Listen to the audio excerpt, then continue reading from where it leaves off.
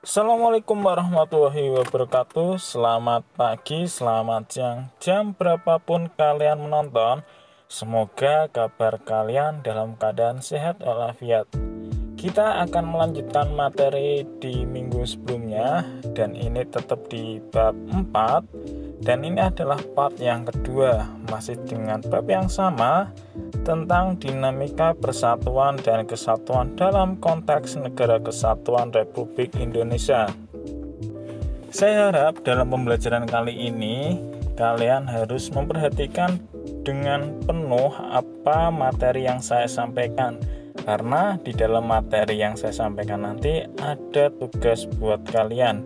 Jadi kalian harus memperhatikan dengan betul-betul. Oke, langsung saja kita masuk ke materi yang akan kita pelajari. Di subbab selanjutnya di minggu kemarin kita akan lanjut tentang persatuan dan kesatuan bangsa Indonesia dari masa ke masa. Dan kita akan pelajari mulai dari yang pertama, persatuan kesatuan bangsa pada masa revolusi kemerdekaan 18 Agustus 45 sampai dengan 27 Desember 1949. Dan yang kedua, persatuan dan kesatuan bangsa pada masa Republik Indonesia Serikat mulai tanggal 27 Desember 1949 sampai dengan 17 Agustus 1950.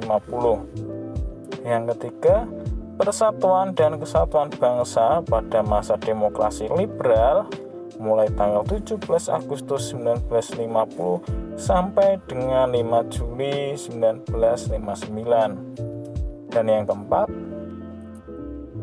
persatuan dan kesatuan bangsa pada masa Orde Lama mulai dari 5 Juli 59 sampai dengan 11 Maret 1966. Dan yang kelima, persatuan dan kesatuan pada masa Orde Baru mulai tanggal 11 Maret 1966 sampai dengan 21 Mei 1998. Proses mempertahankan keberadaan Negara Kesatuan Republik Indonesia mengalami dinamika yang sangat menarik untuk dikaji. Persatuan dan kesatuan bangsa yang menjadi modal utama untuk mempertahankan NKRI ternyata tidak selamanya berdiri kukuh. Persatuan dan kesatuan bangsa Indonesia dalam perwujudannya sangat dinamis. Berikut ini akan saya paparkan dinamika persatuan dan kesatuan bangsa dari masa ke masa. Pembahasan difokuskan kepada kondisi politik ketatanegaraan serta contoh gerakan-gerakan yang mendorong persatuan dan kesatuan bangsa. Pada pembahasan yang pertama, yaitu persatuan dan kesatuan bangsa pada masa revolusi kemerdekaan 18 Agustus 45 sampai dengan 27 Desember 49. Pada periode ini, bentuk negara Republik Indonesia adalah kesatuan. Dalam bentuk pemerintahan adalah republik, yang mana presiden berkedudukan sebagai kepala pemerintahan sekaligus sebagai kepala negara. Sistem pemerintahan yang dipakai adalah sistem pemerintahan presidensial. Dalam periode ini yang dipakai sebagai pegangan adalah Undang-Undang Dasar 45. Akan tetapi dalam pelaksanaannya belum dapat dijalankan secara murni dan konsekuen. Kenapa dalam pelaksanaan belum dapat dijalankan secara murni dan konsekuen? Nah, untuk ini silahkan kalian jawab menurut pemikiran kalian. Silahkan kalian jawab dengan platform yang sudah disediakan oleh guru Anda. Dan ingat, kerjakan secara bertanggung jawab dan dikumpulkan secara tepat waktu. Di sini akan membuka pola pikir kalian atau pemikiran kalian. Dalam menjawab ini harus kalian menggunakan ide kalian sendiri. Jangan sampai kalian menyontek di internet maupun di buku dan lain-lain. Saya harap kalian menulis dengan pemikiran kalian sendiri.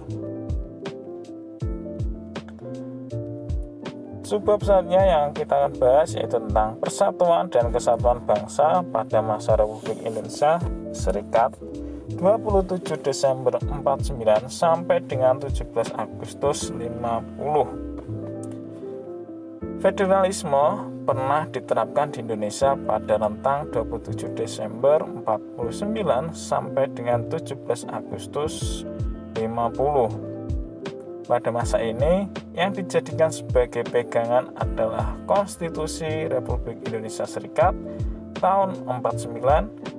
Berdasarkan konstitusi tersebut, bentuk negara kita adalah serikat atau federasi dengan 15 negara bagian.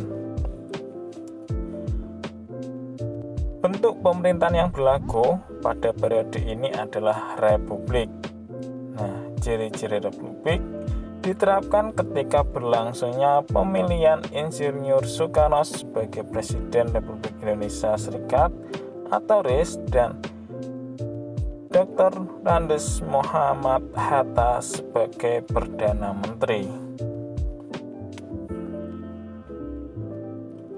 Selanjutnya yaitu persatuan dan kesatuan bangsa pada masa demokrasi liberal, yaitu tanggal 17 Agustus 1950 sampai dengan 5 Juli 59.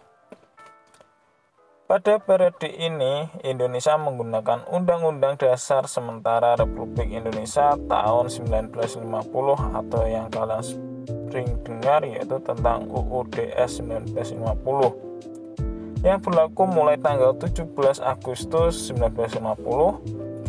UUDS RI 1950 merupakan perubahan dari konstitusi RIS yang diselenggarakan sesuai dengan piagam persetujuan antara pemerintahan RIS dan pemerintahan RI pada tanggal 19 Mei 1950. Bentuk negara Indonesia pada periode ini adalah kesatuan yang kekuasaannya dipegang oleh pemerintah pusat. Hubungan dengan daerah didasarkan pada asas desentralisasi.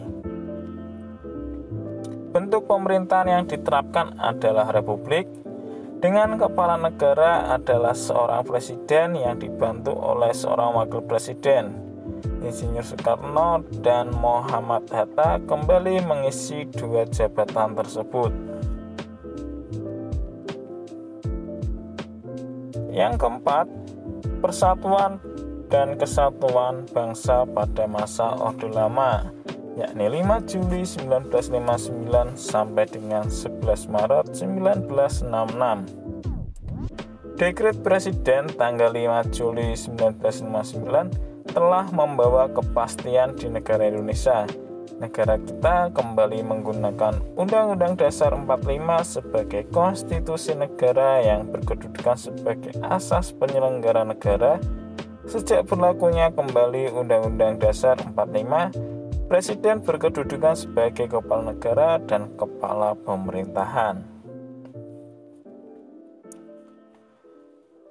Yang kelima, persatuan dan kesatuan pada masa Orde Baru, yaitu 11 Maret 1966 sampai 21 Mei 1998.